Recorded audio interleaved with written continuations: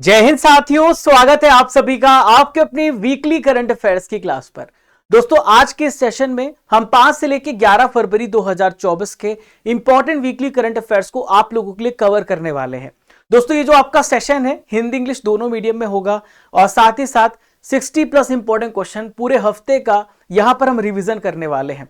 दोस्तों, आपका पूरे हफ्ते का टेस्ट भी होने वाला है। बहुत ध्यान से सुनिएगा हर एक क्वेश्चन को और हर क्वेश्चन का आंसर कमेंट बॉक्स पे दीजिएगा। आइए देखते हैं आप 60 में कितना स्कोर करते हैं और यहां पे पूरा मैं आपका रिवीजन कराने वाला हूं। आइए देखते हैं सबसे पहला इंपॉर्टेंट क्वेश्चन। हाल ही में पीएम मोदी जी ने किस राज्य में मां कामाख्या कॉरिडोर का शिलान्यास किया है? PM Modi has laid the foundation stone of Maa Kamakhya corridor in which state? तो साथियों, इसका राइट आंसर हो जाएगा, आप सभी को पता है या नहीं पता तो मैं आपको बता दूं, जो कामाख्या टेम्पल है वो असम राज्य में यहां पर है। देखिए, जितने भी कॉरिडोर का बनाने का मकसद क्या है, तो कॉरिडोर बनाया इसलिए जा रहा है ताकि वो जगह, वो जो धार्मिक स्थल है वो एक पर्यटन स्थल के रूप में भी कार्य करे। इसके अलावा आसपास की इकोनॉमिक एक्टिविटी भी रन होती है, आप देख पा रहे हैं। तो दोस्तों, जितने भी अभी रिसर्च सर्वे किए गए हैं इससे पता चलता है कि कॉरिडोर से वहां पे क्या होता है, आकर्षण बढ़ जाता है और वहां पे धार्मिक स्थल भी और साथ ही साथ वहां पे पर्यटन स्थल दोनों डेवलप होता है और देश की इकोनॉमी जीडीपी पर भी कंट्रीब्यूशन होता है। देखिए, उत्तर प्रदेश में काशी विश्वनाथ कॉरिडोर बनाया गया है। मध्य प्रदेश में उज्जैन में अगर आप गए होंगे तो आपने महाकाल कॉरिडोर देखा होगा। उड़ीसा में जगन्नाथ, जो आपने सुना, जगन्नाथ हेरिटेज बनाया गया है जो कि पुरी में है। तो दोस्तों, आप मेरे पीछे यहां पर कामाख्या टेम्पल देख रहे हैं, तो असम की गुवाहाटी में नीलाचल पहाड़ियों पर स्थित है मां कामाख्या मंदिर। दोस्तों, जो कामाख्या देवी मंदिर है 51 शक्तिपीठ है, उनमें से एक है मां कामाख्या देवी मंदिर। दोस्तों, एक इंपॉर्टेंट मेला भी लगता है यहां पर, इस मेले का नाम है अंबुबाची मेला। नेक्स्ट क्वेश्चन की तरफ बढ़ते, वेरी वेरी इंपॉर्टेंट। हाल ही में भारत रत्न से किस व्यक्ति को सम्मानित किया गया है? Who has been awarded the Bharat Ratna recently?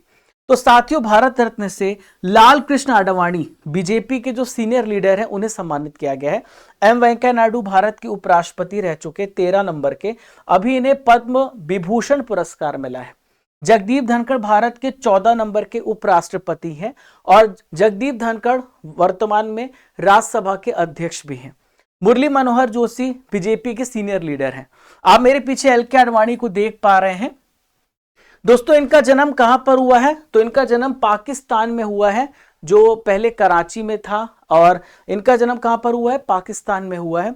6 अप्रैल 1980 को भाजपा की स्थापना हुई है और भाजपा के संस्थापक सदस्य में से एक सदस्य हैं एल के आडवाणी जी। हाल ही में 66 नंबर के ग्रैमी अवार्ड 2024 में ग्लोबल म्यूजिक एल्बम का अवार्ड किसे मिला है? तो दोस्तों, ग्लोबल म्यूजिक एल्बम अवार्ड आपसे पूछा जा सकता है और यह मिला है शंकर महादेवन को। किसे मिला है? शंकर महादेवन को। शक्ति द मोमेंट के लिए ग्लोबल म्यूजिक एल्बम अवार्ड यहां पे इन्हें मिला है। देखिए, किस नंबर के ग्रैमी अवार्ड दिए गए? 66 नंबर के। जगह कहां पर है? अमेरिका के द्वारा इस अवार्ड को दिया जाता है। सबसे ज्यादा जो पुरस्कार हैं फोबी ब्रिजर्स को मिला है 4। दोस्तों, यहां पे शंकर महादेवन का एक बैंड है, इसका नाम है शक्ति, और शक्ति ने एक एल्बम रिलीज किया है दिस मोमेंट, और दिस मोमेंट के लिए बेस्ट ग्लोबल म्यूजिक एल्बम की कैटेगरी में ग्रैमी अवार्ड मिला है। ग्रैमी अवार्ड संगीत के क्षेत्र का सबसे बड़ा पुरस्कार है। इसका नाम जो है ग्रामोफोन पर रखा गया है। दोस्तों, अगर मैं आपसे पूछूं इसकी शुरुआत कब से हुई है? 1959 से। हाल ही में राजेंद्र प्रसाद गुप्ता किस राज्य के महाधिवक्ता बने हैं? Rajendra Prasad Gupta has become the new advocate general of which state? तो दोस्तों, राजस्थान राज्य के एडवोकेट जनरल बने हैं राजेंद्र प्रसाद गुप्ता। देखिए, आर्टिकल नंबर 165 में यहां पर एडवोकेट जनरल के पद के बारे में बताया गया है। आप यहां पर राजेंद्र प्रसाद गुप्ता को देख रहे हैं। दोस्तों, राजस्थान के जो राज्यपाल हैं कलराज मिश्र, उन्होंने यहां पर इनके अपॉइंटमेंट की मंजूरी दी है। मेरे पीछे आप राजस्थान के चीफ मिनिस्टर देख रहे हैं, इनका नाम है भजन लाल शर्मा जी। ठीक है, ये किनके स्थान पर आए महाधिवक्ता जी? तो एस एम सिंघवी का जगह लेंगे। देश के पहले डिजिटल राष्ट्रीय संग्रहालय की आधारशिला कहां रखी गई है? Where is the foundation stone of country's first digital national museum laid? तो देखिए, डिजिटल राष्ट्रीय जो म्यूजियम है पहली बार हैदराबाद में इसका फाउंडेशन रखा गया है। सारनाथ में सारनाथ म्यूजियम है, न्यू दिल्ली में वायुसेना संग्रहालय है और कोलकाता में बिरला औद्योगिक और तकनीकी संग्रहालय है। हैदराबाद में है डिजिटल राष्ट्रीय संग्रहालय, आपको ये बात याद रखना है। हाल ही में पीएम मोदी जी ने सी सर्वाइवल सेंटर का उद्घाटन किस राज्य में किया है? तो सी सर्वाइवल सेंटर का उद्घाटन गोवा में किया गया है। कहां पर? गोवा में इसका उद्घाटन किया गया है। दोस्तों यहां पर रेस्क्यू ऑपरेशन की ट्रेनिंग दी जाएगी। समुद्र में किसी प्रकार का कोई आपदा आता है तो किस प्रकार से हम उसे रेस्क्यू कर सकते हैं, बचा सकते हैं, तो दोस्तों यहां पर ट्रेनिंग दी जाएगी। इसमें 10 से लेकर 15,000 लोगों को ट्रेन किया जाएगा। भारतीय सेना के हाल ही में उप प्रमुख कौन बने हैं? Who has become the vice chief of Indian army? तो वाइस चीफ बने हैं उपेंद्र द्विवेदी जी। आपको याद रखना है, उपेंद्र द्विवेदी जी भारतीय सेना के उप प्रमुख बने हैं। अनिल चौहान भारत के वर्तमान सीडीएस है। मनोज पांडे भारत के थल सेना अध्यक्ष हैं। वी.आर. चौधरी भारत के वायुसेना अध्यक्ष हैं। उपेंद्र द्विवेदी जी भारतीय सेना के उप प्रमुख बने हैं। आप मेरे पीछे इन्हें देख रहे हैं। दोस्तों किनके स्थान पर आए हैं? तो ये एमवी सुचिंद्र कुमार के स्थान पर आए हैं। ये बात भी आप याद रखिएगा। भारत ऊर्जा सप्ताह 2024 का जो आयोजन है ये कब से कब तक किया जाएगा? तो भारत ऊर्जा सप्ताह जो है 6 से लेकर 9 फरवरी तक इसका आयोजन किया गया।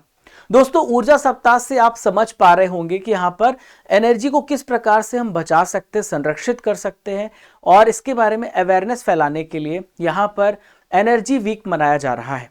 दोस्तों इसका उद्घाटन पीएम मोदी जी ने किया है और इसका जो आयोजक था भारत के पेट्रोलियम और प्राकृतिक गैस मंत्रालय के द्वारा इसका आयोजन किया गया, जिसके मंत्री हैं वो है हरदीप पुरी जी। विश्व पुस्तक मेले 2024 का जो आयोजन है ये कहां पर किया जाएगा? तो कहां पर किया जा रहा है? दिल्ली वो जगह है जहां पर विश्व पुस्तक मेले का आयोजन किया गया। देखिए कोलकाता में अंतरराष्ट्रीय पुस्तक मेला हुआ है। फरीदाबाद में क्या हुआ दोस्तों? फरीदाबाद में सूरजकुंड अंतरराष्ट्रीय शिल्प मेला हुआ जो कि हरियाणा में है। दोस्तों चेन्नई में वैश्विक समुद्र शिखर सम्मेलन हुआ है, यह बात आप याद रखिएगा। तो विश्व पुस्तक मेला 10 से लेकर 18 फरवरी तक आयोजित हो रहा है। प्रगति मैदान वो जगह है जहां पर इसका आयोजन किया गया। इसमें जो मुख्य चीफ गेस्ट देश है वो है सऊदी अरब। दोस्तों स्टडी कर एप्लीकेशन आपको डाउनलोड करना है। इस एप्लीकेशन को डाउनलोड करने के बाद आप इस क्लास की पीडीएफ को डाउनलोड कर सकते हैं। एप्लीकेशन डाउनलोड करने के बाद आप ई बुक सेक्शन में जाना और ई बुक सेक्शन में जाने के बाद आप topic wise current affairs PDF पे जाना और फिर वहां पर आपको पीडीएफ मिल जाएगा। टेस्ट के लिए, इंपॉर्टेंट न्यूज अपडेट्स के लिए, पीडीएफ के लिए राजा गुप्ता करंट अफेयर्स हमारा ऑफिशियल चैनल है, आप इसे ज्वाइन कर लेना for important updates and news. Channel पर पहली बार आ रहे हैं तो आप ये भी कर सकते हैं। नेक्स्ट क्वेश्चन देखते हैं। गुरु श्रील प्रभुपाद की 150वीं जयंती कार्यक्रम का आयोजन कहां किया गया है? तो दोस्तों इसका आयोजन कहां पर हुआ है? न्यू दिल्ली में इसका आयोजन किया गया। गुरु श्रील प्रभुपाद की 150 नंबर जयंती का कार्यक्रम का आयोजन किया गया है। दोस्तों जगह है भारत मंडपम जहां पे G20 सम्मेलन हुआ था। दोस्तों इनकी याद पर एक स्मारक टिकट और साथ ही साथ एक सिक्का भी जारी किया गया है। हाल ही में भारत रत्न 2024 से किसे सम्मानित किया गया? तो दोस्तों इस साल 5 व्यक्तियों को भारत रत्न मिला है। उनमें पीवी नरसिम्हा राव है, चौधरी चरण सिंह है और MS स्वामीनाथन है। तो उपरोक्त सभी है। इसके अलावा जो कर्पूरी ठाकुर साहब जी हैं और इसके अलावा LK आडवाणी, टोटल 5 व्यक्तियों को भारत रत्न मिला है। जो एक साल में 3 बार मैंने आपको बताया था, एक साल में 3 लोगों को भारत रत्न मिलता है, आप इसे चेंज कर दीजिएगा। इस बार 5 लोग को मिल गया है तो आप अपने करंट अफेयर्स में अपडेट कर लीजिएगा। तो यहां पर MS स्वामीनाथन को देख रहे हैं तो ये हरित क्रांति के जनक हैं। दोस्तों यहाँ पे पीवी नरसिम्हा राव को आप देख रहे हैं तो ये भारत के 9वें प्राइम मिनिस्टर थे। चौधरी चरण सिंह भारत के 5वें प्राइम मिनिस्टर थे। तो इन सभी प्राइम मिनिस्टर को आप याद रखिएगा, इन्हें यहाँ पे भारत रत्न मिला है। खेलो इंडिया यूनिवर्सिटी गेम्स 2024 का जो शुभंकर है ये क्या है? खेलो इंडिया यूनिवर्सिटी गेम 2024 का शुभंकर अष्टलक्ष्मी है और अष्टलक्ष्मी एक तितली है। दोस्तों ये कहां पर होगा? असम में होगा। असम में इसका आयोजन किया जाएगा। उज्ज्वला क्या है दोस्तों? तो उज्ज्वला जो है पहला नंबर का पैरा गेम्स हुआ है दिल्ली में, तो उसका शुभंकर है। जूही आपको याद रखना है। जूही क्या है दोस्तों? जूही जो है महिला एशियाई हॉकी चैंपियनशिप का शुभंकर है।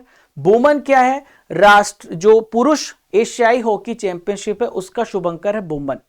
तो खेलो इंडिया यूनिवर्सिटी गेम्स हुआ, इसका 4था संस्करण हो रहा है। तो असम के चीफ मिनिस्टर ने इसका यहां पर शुभंकर जारी किया है। बनवारी लाल पुरोहित किस राज्य के गवर्नर थे जिन्होंने अपने पद से इस्तीफा दे दिया है? तो बनवारी लाल पुरोहित पंजाब के गवर्नर थे और इन्होंने अपने पद से इस्तीफा दे दिया है, बात आप याद रखेंगे। पीएम मोदी जी ने तालाबीरा थर्मल पावर प्रोजेक्ट की आधारशिला किस राज्य में रखी है? तो दोस्तों ये थर्मल पावर प्रोजेक्ट उड़ीसा राज्य में इसका स्थापना किया गया है। दोस्तों इस परियोजना का लक्ष्य क्या है? 3200 मेगावाट की क्षमता का सस्ती बिजली उपलब्ध करवाना। किस देश में भारत का digital payment system UPI launch किया गया?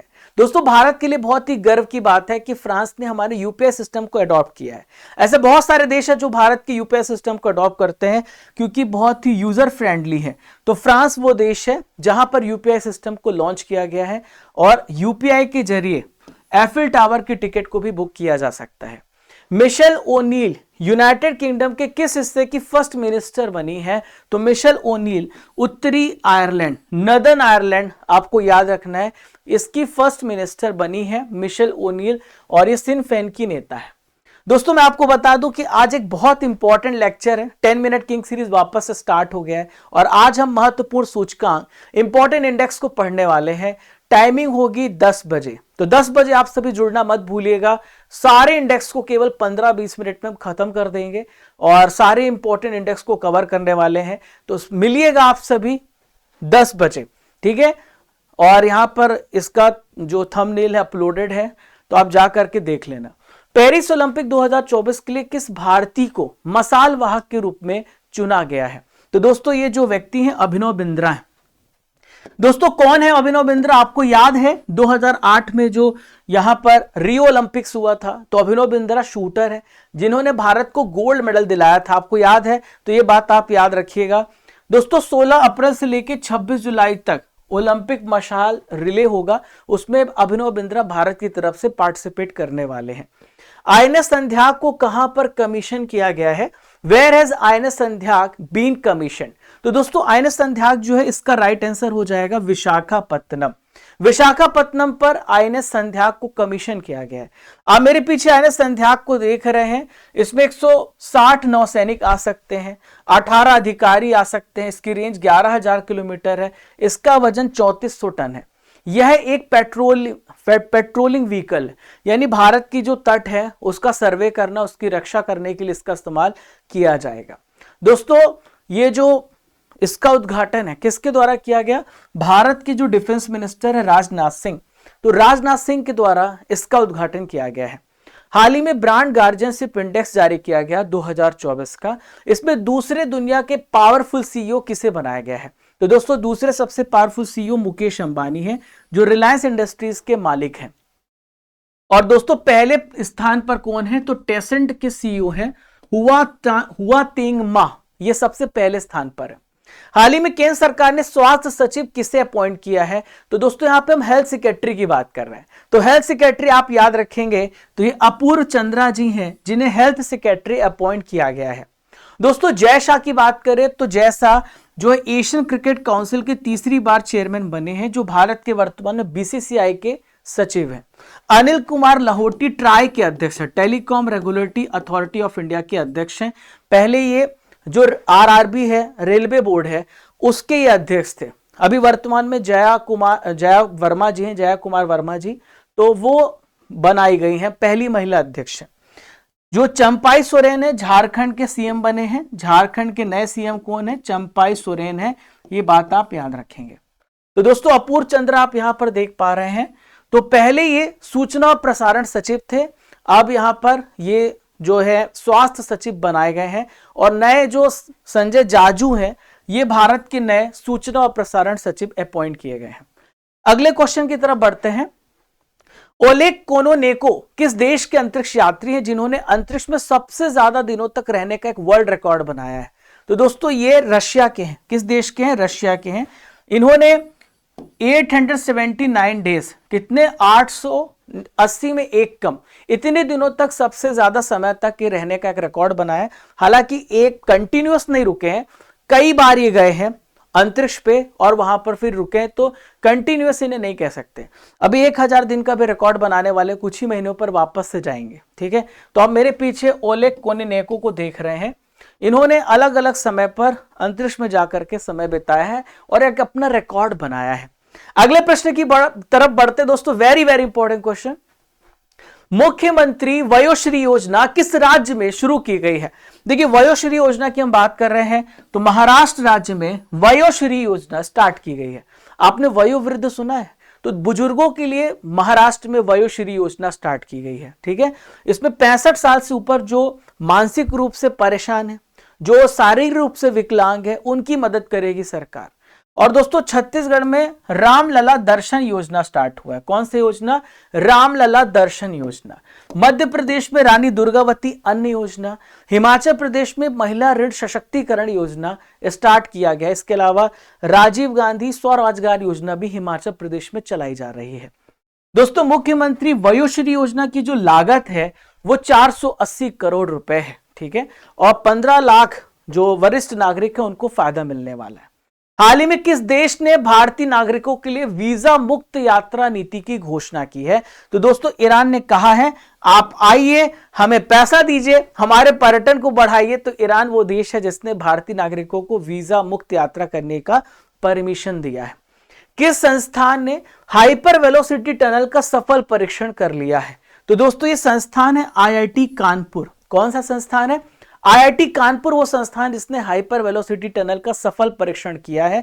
इसका नाम रखा है जिगर ठंडा या S2 सुविधा। दोस्तों, ये किस में काम आने वाली है? तो जो जेट उड़ान है, बैलिस्टिक मिसाइल है, उसके परीक्षण में मददगार होगी। 7वां हिंद महासागर सम्मेलन, इसका आयोजन किस देश में किया जा रहा है? तो दोस्तों, इसका आयोजन ऑस्ट्रेलिया में किया जा रहा है। कहां पर? ऑस्ट्रेलिया में 7वां हिंद महासागर सम्मेलन का आयोजन किया जा रहा है, जो 9 से 10 फरवरी के बीच में हुआ है। आयोजन स्थल पर्थ है। सरकार के द्वारा किस देश की सीमा पर बाढ़ या फिर फेसिंग लगाने का फैसला किया गया है? तो दोस्तों, ये जगह म्यांमार है। और म्यांमार से हो क्या रहा है कि जो बहुत ज्यादा इनफिल्ट्रेशन हो रहा है, वहां पे जो आतंकवादी है भारत की तरफ आ रहे हैं, भारत की शांति पीस को डिस्टर्ब कर रहे हैं। तो भारत सरकार ने 1643 किलोमीटर, ये बात आप याद रखिएगा, ये आपसे पूछा जा सकता है कि भारत और म्यांमार के बीच में सीमा कितनी है। तो घुसपैठी और विद्रोही, इनकी एंट्री को रोकने के लिए बाढ़ फेसिंग लगाया गया है। अब देखिए, म्यांमार की सीमा अरुणाचल प्रदेश, नागालैंड, मणिपुर, मिजोरम, इन चारों राज्यों के साथ लगती है। आईसीसी टेस्ट रैंकिंग में शीर्ष स्थान पर पहुंचने वाले पहले भारतीय तेज गेंदबाज कौन बन गए हैं? तो दोस्तों, ये पहले भारतीय तेज गेंदबाज जसप्रीत बुमराह है। दोस्तों, जसप्रीत बुमराह ये T20 में भी पहले स्थान पर पहुंचे थे। इसके अलावा ये जो ODI है उसमें भी पहले स्थान पर पहुंचे थे। और अब इन्होंने टेस्ट में भी, तो एक ऐसे बॉलर हैं जिन्होंने तीनों फॉर्मेट में पहला स्थान हासिल किया है। भारत का सबसे बड़ा बैटरी एनर्जी स्टोरेज सिस्टम आधारित सौर ऊर्जा प्लांट कहां पर स्थापित किया गया? तो दोस्तों, ये जगह है राजनांदगांव। राजनांदगांव कहां पर है? छत्तीसगढ़ में है राजनांदगांव। ठीक है, और यहां पर स्थापित किया गया है battery energy storage system based solar plant. इसमें 5 लाख यूनिट से अधिक डेली बिजली का प्रोडक्शन होगा। विश्व दलहन दिवस कब मनाया जाता है? तो प्यारे साथियों, विश्व दलहन दिवस 10 फरवरी को मनाया जाता है। 1 फरवरी को इंडियन कोस्ट गार्ड डे मनाया जाता है। 2 फरवरी को विश्व आर्द्र भूमि दिवस मनाया जाता है। 4 फरवरी को विश्व कैंसर दिवस मनाया जाता है। तो दिवस को मनाने की शुरुआत 2019 में हुई है। देखिए, प्रोटीन आपके लिए आवश्यक है और प्रोटीन आपको दालों से मिलेगा जो वेजिटेरियन है। तो यहां पे दालों की इंपॉर्टेंस के लिए, दालों की पौष्टिकता के लिए ये अवेयरनेस फैलाते हैं कि भाई आप दाल का इस्तेमाल करें, इसलिए 10 फरवरी को ये डे मनाया जाता है।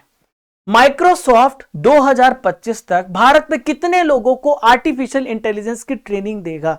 तो दोस्तों, भारत के 20 लाख लोगों को यहां पर ट्रेनिंग दी जाएगी माइक्रोसॉफ्ट के द्वारा। यहां पर आप ये बात याद रखेंगे। विश्व कैंसर दिवस कब मनाया जाता है? तो वर्ल्ड कैंसर डे 4 फरवरी को वर्ल्ड कैंसर डे मनाया जाता है, विश्व कैंसर दिवस मनाया जाता है। और इसका जो विशेष रूप से आपको थीम याद रखना है, together we challenge those in power. दोस्तों, कैंसर की बात आई है तो अभी मैंने आपको बजट में बताया था, यहां पे 9 से 14 साल की जो लड़कियां हैं उनको सर्वाइकल कैंसर हो सकता है, ग्रीवा कैंसर हो सकता है, तो यहाँ पे टीके लगाए जाएंगे उनको। ये बजट में इस प्रकार के कैंसर का उल्लेख किया गया है। देश का पहला तांबे के आवरण वाला बापू टावर कहां बनाया गया है? तो दोस्तों देश का पहला तांबे के आवरण वाला बापू टावर बिहार पटना में बनाया गया है। ठीक है दोस्तों, यहां पर आप देख पा रहे हैं ये बापू टावर है जिसमें महात्मा गांधी से संबंधित, महात्मा गांधी के जीवन से संबंधित आपको सभी चीजें देखने को मिलेंगी। रितु बहरी किस राज्य के हाईकोर्ट की पहली महिला मुख्य न्यायाधीश बनी है? तो दोस्तों रितु बहरी जो है उत्तराखंड राज्य की पहली महिला मुख्य न्यायाधीश बनी है। कहां की? उत्तराखंड राज्य की। तो दोस्तों इनको शपथ किसने दिलाया है? तो उत्तराखंड के जो गवर्नर है इनका नाम है general Gurmeet Singh. Lieutenant general Gurmeet Singh retired हो चुके हैं, जो यहाँ के राज्यपाल हैं, इन्होंने इनको शपथ दिलाया है। नागेश ट्रॉफी 2023-24 का खिताब हाल ही में किसने जीत लिया है? तो नागेश ट्रॉफी को कर्नाटक ने जीता है। किसने जीता है? कर्नाटक ने नागेश ट्रॉफी 2023-24 का खिताब जीता, आंध्र प्रदेश को हरा करके यहां पर जीता है। आपके मन में सवाल उठ रहा होगा सर नागेश ट्रॉफी क्या है? तो नागेश ट्रॉफी एक प्रकार से mains national blind T20 cricket tournament. ठीक है, नेक्स्ट है राष्ट्रीय विज्ञान दिवस 2023 जो अभी आने वाला 28 फरवरी को आएगा। इसकी थीम क्या है? तो इसकी थीम है indigenous technology for developed India. दोस्तों 28 फरवरी को यहां पर सीवी रमन जी की याद पर यह दिवस मनाया जाता है 28 फरवरी को, नेशनल साइंस डे। दोस्तों इन्होंने रमन इफेक्ट की खोज की थी। तो रमन इफेक्ट क्या होता है कि लाइट जो है किसी भी धूल या कण से टकराने के बाद मुड़ जाती है, तो ये बताने वाले रमन जी हैं। ठीक है, जो भारतीय हैं। तो इस अद्भुत घटना को याद किया जाता है और राष्ट्रीय विज्ञान दिवस 28 फरवरी को मनाया जाता है। पहली बिम्स्टेक एक्वेटिक चैंपियनशिप का शुभारंभ किसने किया? तो पहली बिम्स्टेक एक्वेटिक चैंपियनशिप का शुभारंभ न्यू दिल्ली में हुआ है। अभी पूरी विनर्स की लिस्ट आ जाएगी तो मैं आपको एक्वेटिक चैंपियनशिप के बारे में पूरा डिटेल्स दे दूंगा। ठीक है, अच्छा बेंगलुरु में क्या हुआ दोस्तों? तो बेंगलुरु में हाल ही में एक इंपॉर्टेंट मैन्युफैक्चरिंग एक्सपो हुआ है। इंडिया मैन्युफैक्चरिंग जो एक्सपो हुआ है 2023 का, वो बेंगलुरु में हुआ है। ठीक है, चेन्नई एक ऐसा शहर है जो महिलाओं के लिए सबसे सुरक्षित शहर घोषित हुआ है। फरीदाबाद में तो मैंने आपको बताया है, यहाँ पे विज्ञान सम्मेलन हुआ है। इसके अलावा सूरजकुंड अंतरराष्ट्रीय मेला फरीदाबाद में हुआ है। तो भारत के जो स्पोर्ट्स मिनिस्टर हैं अनुराग सिंह ठाकुर, इन्होंने बिम्स्टेक इक्विटी चैंपियनशिप का शुभारंभ किया है। मियो ओका भारत में किस बैंक की कंट्री निदेशक बनी है? तो मियो ओका जो है याद रखिएगा एशियाई विकास बैंक की, एशियन डेवलपमेंट बैंक की क्या बनी है? कंट्री निदेशक बनी है। मेरे पीछे आप मियो ओका देख पा रहे हैं, ये जापान देश से बिलोंग करती हैं। दोस्तों भारत और एडीबी के बीच में पार्टनरशिप अच्छी रह सके, दोनों के बीच में रिलेशन मजबूत रह सके, तो ये जो है ये एज अ मीडिएटर काम करेंगे। नेक्स्ट आइए क्वेश्चन देखते हैं। हाल ही में किस राज्य में Deenbandhu Chhotu Ram thermal power plant को अनुमति मिली है? तो दोस्तों हरियाणा में ये थर्मल पावर प्लांट को स्वीकृति दी गई है। कहां पर? हरियाणा राज्य में। ठीक है, और इसका निर्माण BHEL करेगा, जैसे हम बोलते हैं भारत हैवी इलेक्ट्रिकल्स लिमिटेड बोलते हैं। इसको टेंडर आवंटित किया गया है। पहली बार फिट इंडिया मूवमेंट के ब्रांड एम्बेसडर के रूप में किसे अपॉइंट किया गया है? तो पहली बार जो है नरेंद्र कुमार यादव, ये IRS ऑफिसर है, इंडियन रेवेन्यू सर्विस ऑफिसर है। इनको यहां पर फिट इंडिया मूवमेंट का ब्रांड एम्बेसडर बनाया गया है। देखिए MS धोनी साहब जो है SBI के और जियो मार्ट के ब्रांड एम्बेसडर है। सौरभ गांगुली साहब जो हैं पश्चिम बंगाल और त्रिपुरा टूरिज्म के ब्रांड एम्बेसडर हैं। कैटरीना कैफ यूनिक्लो ब्रांड है जो क्लॉथिंग ब्रांड है, उसकी ब्रांड एम्बेसडर हैं कैटरीना कैफ। आप मेरे पीछे IAS ऑफिसर देख रहे हैं जिन्हें फिट इंडिया मूवमेंट का ब्रांड एम्बेसडर बनाया है। 2019 में इन्होंने फिट इंडिया मूवमेंट स्टार्ट किया है। डोले शोले से आपको दिख रहा होगा कि कितने फिट IRS ऑफिसर है। ठीक है, विश्व रक्षा प्रदर्शनी 2024 का जो आयोजन है किस देश में किया गया है? तो विश्व रक्षा प्रदर्शनी 2024 का आयोजन साथियों सऊदी अरब में किया गया। कहां पर? सऊदी अरब में किया गया। यह बात आप याद रखिएगा, पूछा जा सकता है। 4 से लेकर 8 फरवरी के बीच में रियाद सऊदी अरब में इसका आयोजन किया गया है। और भारत की तरफ से भारत के जो रक्षा राज्य मंत्री हैं अजय भट्ट, वो शामिल हुए।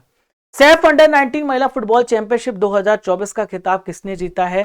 तो सैफ अंडर 19 महिला फुटबॉल चैंपियनशिप का खिताब भारत ने जीता है और भारत के साथ बांग्लादेश भी इसका संयुक्त विनर बना है। देखिए जर्मनी की बात करें तो 15 नंबर का हॉकी विश्व कप हुआ था भारत में। जर्मनी ने यहां पर बेल्जियम को हरा करके कप को जीता था। नीदरलैंड ने अभी भारत को हराया है। एक इंपॉर्टेंट आपको यह भी याद रखना है, FIH hockey 5S world cup. Hockey 5S इसलिए बोलते हैं क्योंकि जहां पर हॉकी का जो रेगुलर ग्राउंड होता है उसका आधा उसका ग्राउंड होता है उसे 5S बोलते हैं। तो नीदरलैंड ने भारत को ही हराया। ऑस्ट्रेलिया ने भारत को यहां पर वर्ल्ड कप में हराया 2023 में। तो ऑस्ट्रेलिया वो देश है, आपको पता है। अब दोस्तों बांग्लादेश की राजधानी ढाका में इसका आयोजन किया गया था। अंडर 19 महिला फुटबॉल चैंपियनशिप का आयोजन किया गया और यहां पे भारत बांग्लादेश दोनों संयुक्त रूप से विनर बने हैं। विश्व सरकार शिखर सम्मेलन 2024 किन देशों को यहां पे सम्मानित किया गया अतिथि के रूप में? ठीक है, तो यहां पे इंडिया, तुर्की और कतर, इन सभी देशों को सम्मानित किया गया है और सम्मानित अतिथि घोषित किया है। ऐसा इनको गेस्ट यहां पर बुलाया गया है। देखिए इंडिया जो है, इंडिया ने G20 सम्मेलन किया था 2023 में। आपको बता दें इंडिया ने G20 सम्मेलन किया है। और तुर्की में भारत ने ऑपरेशन दोस्त चलाया था। क्या चलाया था? ऑपरेशन दोस्त। यहां पर भूकंप आया था तुर्की में और सीरिया में, तो ऑपरेशन दोस्त की मदद से वहां पर हमने वहां पर जो आपदा थी उसे कंट्रोल करने का प्रयास किया। कतर में 2022 में फीफा वर्ल्ड कप हुआ था जिसका विनर अर्जेंटीना बना है फ्रांस को हरा करके। तो दोस्तों इस सम्मेलन की थीम क्या है? भविष्य की सरकार को आकार देना। भारतीय वायु सेवा के द्वारा किस राज्य में अभ्यास वायु शक्ति 2024 का आयोजन किया जाएगा? तो अभ्यास वायु शक्ति की हम बात करें तो राजस्थान में। कहां पर? राजस्थान में इसका आयोजन किया जाएगा। जगह है जैसलमेर। ठीक है, 17 फरवरी को इसका आयोजन किया जाएगा। किस देश में मूल्यवान खनिज कोल्टन की खोज की गई है? In which country has valuable coltan has been discovered. जो कोल्टन है ये इसकी खोज कहां पर की गई? केन्या में की गई है। जो कोल्टन का इस्तेमाल होता है दोस्तों, आप जितने वैसे तो अपने लिथियम के बारे में जानते हैं, आप लिथियम सबसे लाइटेस्ट और सॉफ्टेस्ट मेटल है। तो आपके जितने भी मोबाइल फोन्स होते हैं, जितने भी इलेक्ट्रॉनिक डिवाइसेस होते हैं जो बैटरी से चलते हैं, उसमें लिथियम का इस्तेमाल होता है। ऐसा ही एक और इंपॉर्टेंट जो वैल्यूएबल मिनरल है इसका नाम है कोल्टन। और कोल्टन भी यहां पर इलेक्ट्रॉनिक डिवाइसेस में एज ए बैटरी इस्तेमाल किया जाता है। इलेक्ट्रिक कार, मोबाइल फोन, यहां पर इसका इस्तेमाल होता है। हाल ही में किस राज्य की कैबिनेट ने UCC विधेयक को मंजूरी दी है? तो उत्तराखंड वो राज्य है जिसने यूनिफॉर्म सिविल कोड को मंजूरी प्रदान कर दी है। आर्टिकल नंबर 44 में UCC के बारे में बताया गया है। नेक्स्ट, इसरो के द्वारा किस वुमेन रोबोट को अंतरिक्ष में भेजा जाएगा? तो दोस्तों इसरो यहां पर गगनयान मिशन 2025 में भेजा जाना है। उसके पहले एक रोबोट को भेजा जा रहा है। ठीक है, तो ह्यूमनाइड रोबोट को भेजा जा रहा है। इसका नाम है व्योम मित्र। क्या नाम है? व्योम मित्र। आप मेरे पीछे देख पा रहे हैं, तो वुमेन रोबोट है, एस्ट्रोनाइट ह्यूमनाइड रोबोट व्योम मित्र। गगनयान मिशन से पहले यह भेजा जा रहा है। Sport journalist federation of India के द्वारा किसे लाइफ टाइम अचीवमेंट अवार्ड से सम्मानित किया गया? तो PT उषा जो है भारतीय ओलंपिक संघ की वर्तमान में अध्यक्ष है। PT उषा को sport journalist federation of India के द्वारा लाइफ टाइम अचीवमेंट अवार्ड सम्मानित किया गया है। आप मेरे पीछे PT उषा को देख रहे हैं। इन्हें उड़न परी के नाम से भी जाना जाता है। अहमद अवध बिन मुबारक किस देश के नए प्रधानमंत्री बने हैं? ये बने यमन के। यमन के नए प्रधानमंत्री बने हैं। कौन है? अहमद अवध बिन मुबारक। ठीक है, याद रहेगा आपको। चलिए, तो दोस्तों यहां पर आप देख पा रहे हैं विदेश मंत्री थे पहले अहमद अवध मुबारक, अब यमन के राष्ट्रपति बन गए। भारत और कुवैत के बीच में फीफा विश्व कप 2026 का जो क्वालिफायर मैच है वह कहां पर आयोजित किया जाएगा? तो दोस्तों इस मैच का आयोजन हैदराबाद में किया जाएगा। नायाब बुकेले किस देश के नए राष्ट्रपति बने हैं? तो नायाब बुकेले की हम बात करें तो अल सल्वाडोर के नए राष्ट्रपति बने हैं नायाब बुकेले। ठीक है, अल सल्वाडोर की राजधानी है सैन सल्वाडोर। क्या है? San Salvador.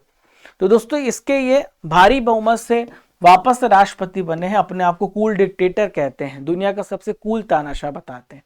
विधानसभा में समान नागरिक सहित, ये तो हमने पढ़ लिया है, उत्तराखंड राज्य है, वापस से क्वेश्चन रिपीट हो गया। नमीबिया के नए राष्ट्रपति कौन बने हैं? Who has become the new president of Namibia? तो नमीबिया के राष्ट्रपति हैं नंगोलो मबुम्बा। क्या नाम है? नंगोलो मबुम्बा। आप मेरे पीछे देख पा रहे हैं। तो नमीबिया के जो राष्ट्रपति हैं हेज गिंगोबो, इनका कैंसर की वजह से निधन हो गया।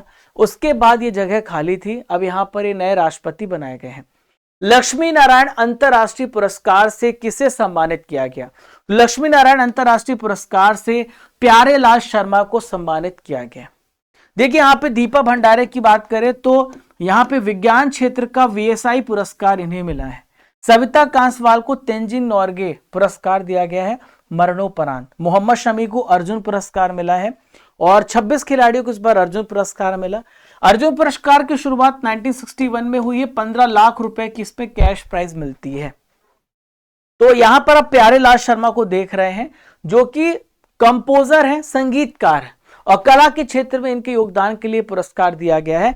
प्यारेलाल शर्मा को इस साल पद्म भूषण भी मिला है जो भारत का तीसरा सर्वोच्च नागरिक सम्मान है। यह बात भी आप याद रखिएगा।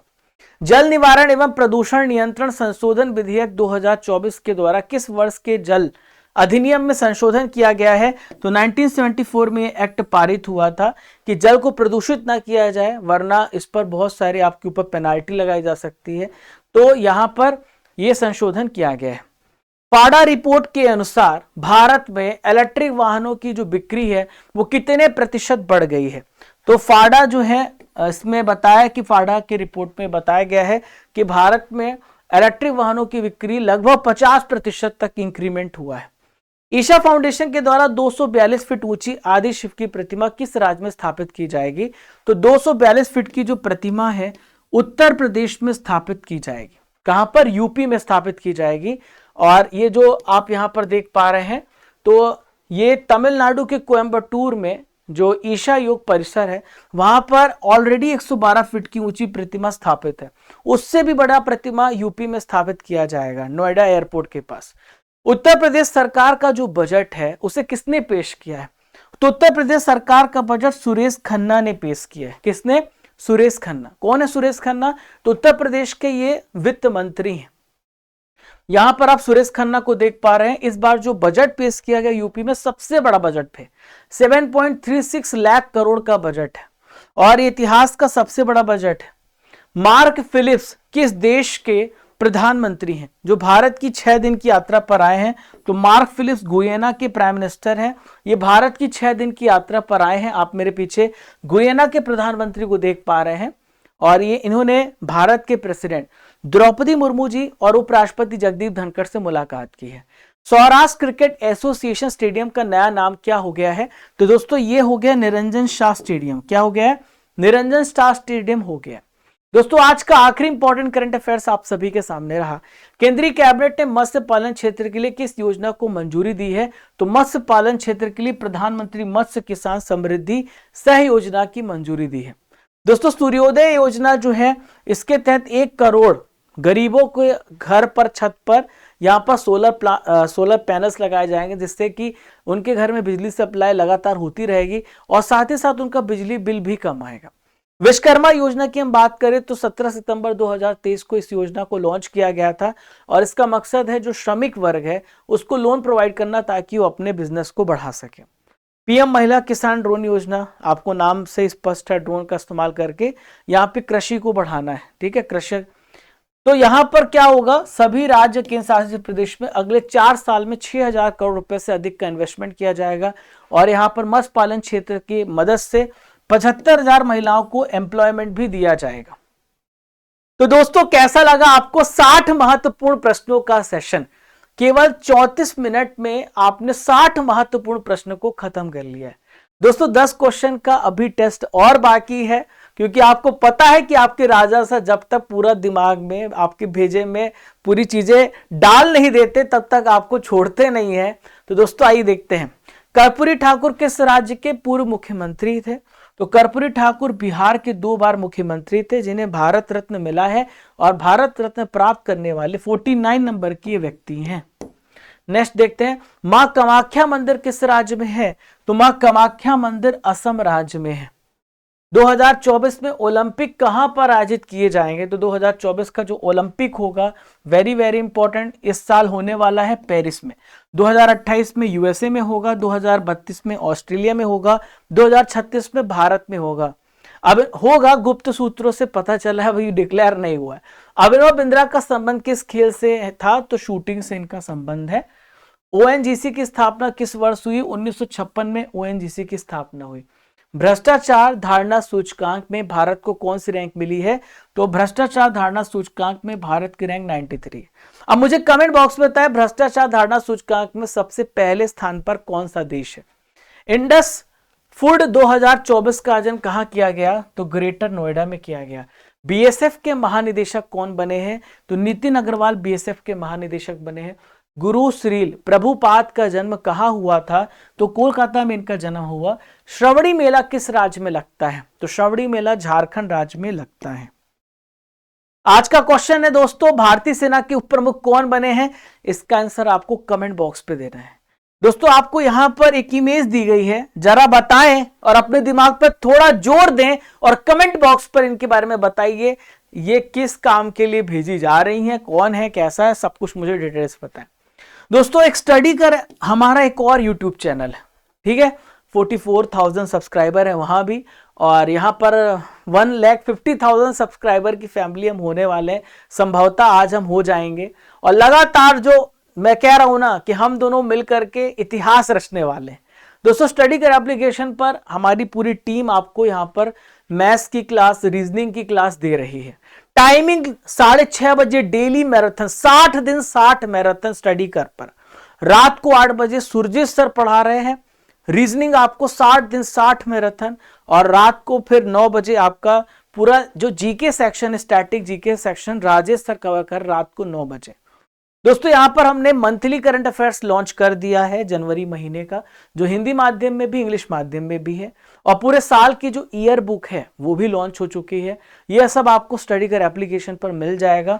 स्टडी कर एप्लीकेशन को डाउनलोड करें, और डाउनलोड करने के बाद ई बुक सेक्शन में जाएंगे तो यहां से आप monthly current affair, topic wise current affair, marathon class PDF यहां से आप डाउनलोड कर सकते हैं।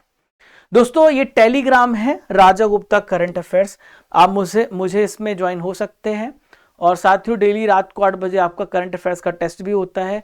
दोस्तों ये इंस्टाग्राम हैंडल है जहां पर आप मुझे ज्वाइन कर सकते हैं, आप डायरेक्ट मुझसे कम्युनिकेट कर सकते हैं। हालांकि आप मुझे डायरेक्ट मैसेज कमेंट बॉक्स पे भी कर सकते हैं, अगर आप यहां पर भी आप जुड़ सकते हैं। राजा गुप्ता _ऑफिशियल मेरा इंस्टाग्राम हैंडल है, और बहुत सारे जो हमारे सोशल मीडिया प्लेटफॉर्म्स हैं आप उस पर भी ज्वाइन हो सकते हैं।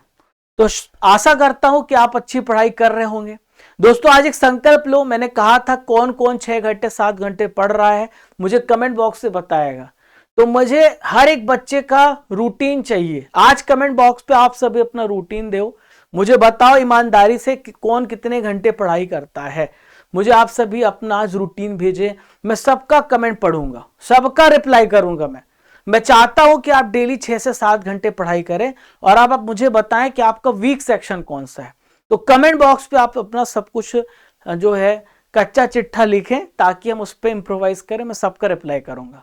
मिलते हैं, तब तक के लिए जय हिंद जय भारत। जब तक तोड़ेंगे नहीं तब तक छोड़ेंगे नहीं। खुश रहिए और दूसरों को भी खुश रखिए, मुस्कुराते रहें।